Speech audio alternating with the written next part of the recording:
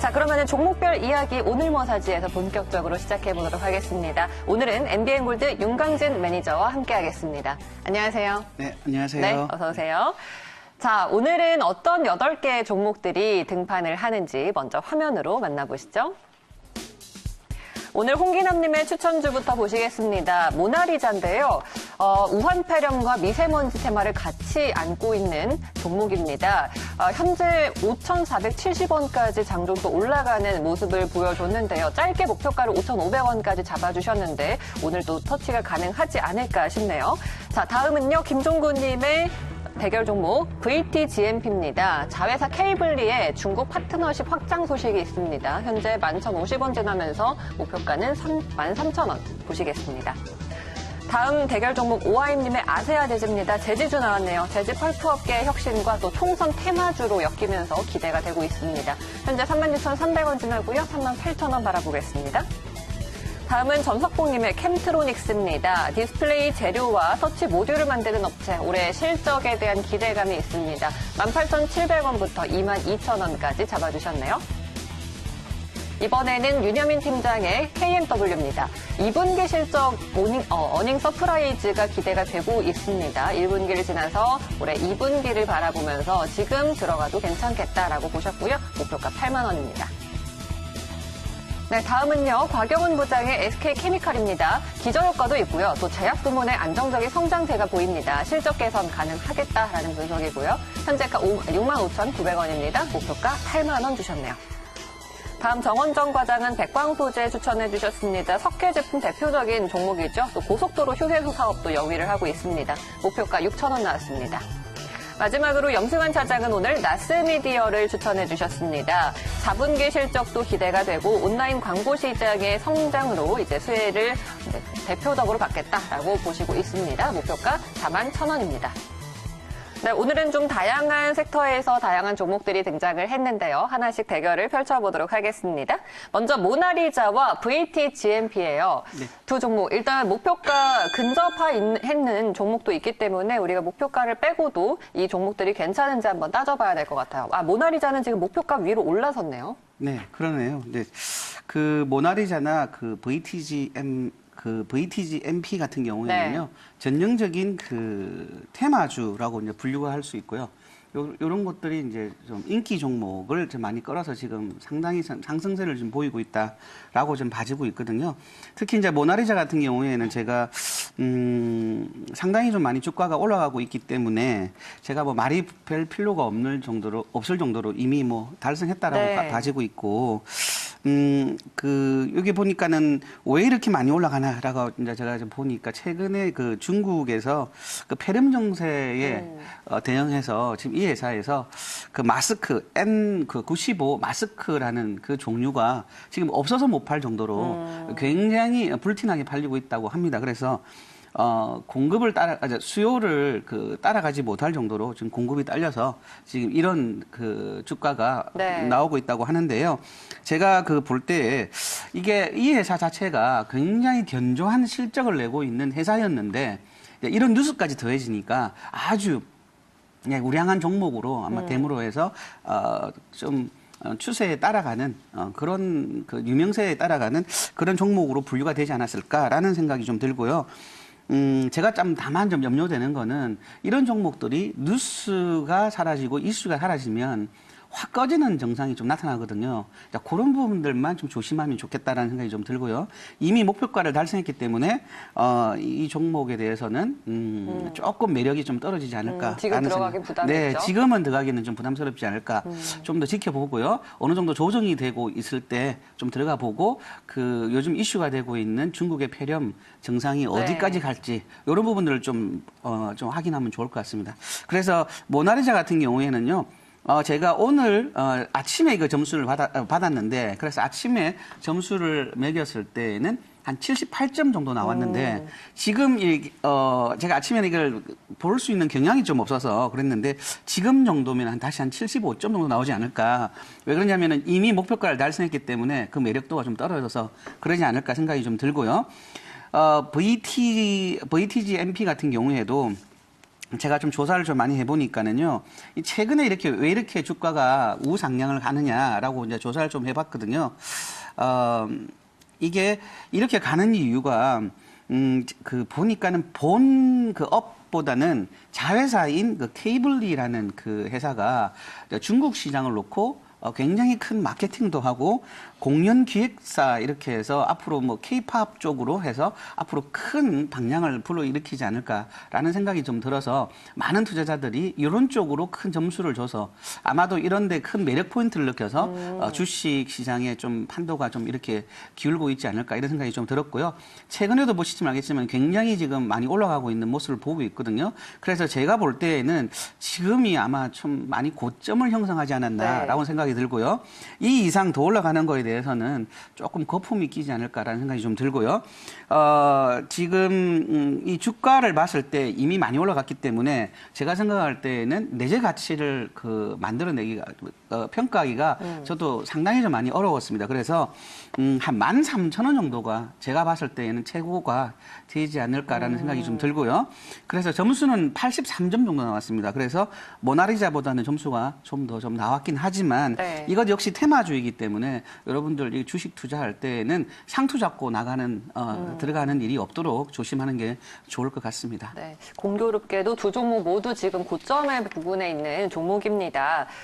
VT, GMP가 그나마 모나리자보다는 조금 더 남아있는 여력이 있네요. 김종군 님도 목표가를 13,000원으로 주셨는데 동의를 또 하시네요. 두 종목의 승자였습니다. 다음 대결이네요. 아세아 제지와 캠트로닉스 한번 대결해 볼까요? 어떤 종목이 더 나을까요? 네, 아시아 제지는요, 상당히 제가 좀 좋아하는 종목군 중에 하나입니다. 왜 그러냐. 제가 서두에도 말씀드렸지만 저는 안정성을 바탕으로 주식 투자를 하는 거를 좀 많이 추천한다라고 했는데요. 역시 이제 아시아 제지가 뭐 제지 사업은 아주 쭉 갈 수 있는 캐시카우를 양성할 수 있는 그런 탄탄한 회사라고 보기 때문에 안정성을 제가 쭉 살펴봤더니 여러 가지 기본적 분석도 훌륭하고요. 펀더멘탈도 훌륭하더라고요. 그에다가 이번 4분기 역시도 아주 좋은 모습을 보이지 않을까 생각이 들었고요. 별다른 징조 없이 기술적 분석으로만 최근 2달 이내에 한 30% 정도 오른 모습을 볼 수가 있었습니다. 그래서 앞으로도 좀 안정성을 바탕으로 아마 주가가 좀 많이 우상향하지 않을까라는 생각이 좀 많이 들었고요. 철저하게 이 4분기 실적을 바탕으로 해서 주식을 이 종목에 대해서 투자를 더 할 건지 말 건지를 좀 결정하는 게 좋을 것 같고요. 점수로는 89점 정도가 나왔습니다. 그런데 오늘도 역시 제가 이거를 못 보고 나왔는데 6% 정도로 올랐으니까 상당히 좀 앞으로도 굉장히 우상향할 수 있겠다라는 생각이 좀 들고요. 한 4만 원대 이상은 올라가지 않을까라는, 무난하게 올라가지 않을까라는 생각이 좀 많이 들어봤고요. 상대편으로 이제 캠트로닉스 네. 같은 경우에는 결론적으로 말씀드리면 87점이 나왔는데요. 지금 우열을 가리기 힘들 정도로 이 두 종목이 아주 좋은 회사라고 생각하거든요. 그래서 이 회사 같은 경우에도 이제 5G, 특히 이제 초연결성 부분에 대해서 굉장히 이제 각광받고 있는 5G 관련 종목이라고 지금 생각되고 있기 때문에 이 종목을 투자할 때 앞으로 미래의 전망을 보고 투자하는 게 좋지 않을까라는 생각이 좀 들고요. 다만 이제 제가 좀 우려가 되는 부분이 뭐냐면 지금 최근도 상당히 좀 많이 오른 부분이 좀 있거든요. 그래서 기업이 좋은 만큼 주가도 굉장히 많이 올랐다라는 부분들을 여러분 간과해서는 안 될 거라고 생각이 좀 들고요. 다만 앞으로 이 회사가 좀 더 실적도 다지고 앞으로 2020년 1분기 역시 좀 좋은 모습을 보인다고 하면 계속 주가는 우상향하지 않을까라는 생각에 좀 더 지켜보면서 가봐야 될 종목이라고 생각하고 있습니다. 네, 우열을 가리기 힘들었어요. 두 종목 점수로는 겨우 2점밖에 차이가 안 났네요. 아세아제지와 캠트로닉스, 아슬아슬하게 아세아제지가 이겼지만 캠트로닉스도 좋은 종목이다라고 평가해 주셨습니다. 자, 다음 대결이에요. KMW와 SK케미칼 대결 한번 해보도록 하겠습니다. 두 종목은 지금 자리가 어떨까요? 네, 이제 KMW 같은 경우에는 제가 작년부터 쭉 봐왔던 종목이라서 제가 좀 조사하는데 좀 그렇게 어렵지 않게 조사를 했는데요. KMW는 작년에 주가가 상당히 많이 올랐었죠. 그래서 이 차트를 보면 아시겠지만은 상당히 한 8만 원대까지 올랐다가 지금 약간 또 조정받고 내려왔다가 다시 이제 상승 곡선을 지금 이루고 있는 모습을 보고 있는데요. 역시 이제 5G 관련 종목으로 분류가 되어서요. 또 역시 이제 그 실적도 되게 좋고 기본적 분석으로서 보나 기술적 분석으로 보나 아주 지금 시점이 아주 적기라고 좀 생각하고 있습니다. 그래서 점수는 한 90점 정도 나왔고요. 제가 뉴스거리를 향후 오를 수 있는 성장성을 봤을 때 KAPX 있잖아요. 캐팩이라고 하는 그 부분에 대해서 그 2월 정도에 캐팩이 이제 발표 예정인데요. 요 글로벌 통신사들이 캐팩을 이제 발표하고 있는데 지금 예상되는 부분이 한 10%에서 30% 정도 이상 더 앞으로 증가할 가능성이 있다라고 지금 예상되어지고 있거든요. 만약에 그 부분이 반영이 된다라고 하면 앞으로 주가는 8만 원을 넘어가지 않을까라는 생각을 저도 조심스럽게 한번 예측이 가능할 거라고 좀 생각이 들고 있고요. 앞으로 이런 모멘텀이 계속 받쳐주기만 한다고 하면 주가는 지금보다 점수를 더 높여서 상당히 좋은 모습을 보이지 않을까라는 생각에 이 종목은 90점을 두게 되었고요. 상대편 이제 SK케미칼 같은 경우에도 제가 너무너무 좋아하는 종목에 속하거든요. 안정성도 바탕이 되고요. 이번에 최근에 이제 그 분할을 해서 나온 종목이긴 하지만 기본적으로 이 종목이 주는 안정성이 있기 때문에 저는 SK케미칼도 아주 좋은 종목이라고 생각합니다. 다만 이제 제가 이 종목에 대해서 좀 조사를 좀 많이 해보니까는요. 지금 요즘 그 바이오 연료가 굉장히 지금 핫하거든요.